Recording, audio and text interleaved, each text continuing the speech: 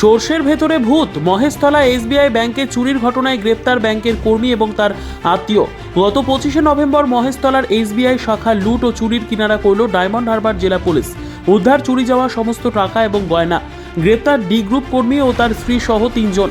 SBI শাখার CCTV footage পাওয়া না গেলেও পার্শ্ববর্তী এইচডিএফসি ব্যাংকের সিসিটিভি ফুটেজেই মেলে সাফল্য।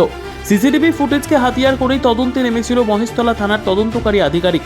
ফুটেজে দেখা যায় ওই 4র্থ শ্রেণীর কর্মী এবং তার স্ত্রীকে। গতকাল ভোররাতে এদেরকে গ্রেফতার করে মহেশতলা থানার তদন্তকারী আধিকারিক।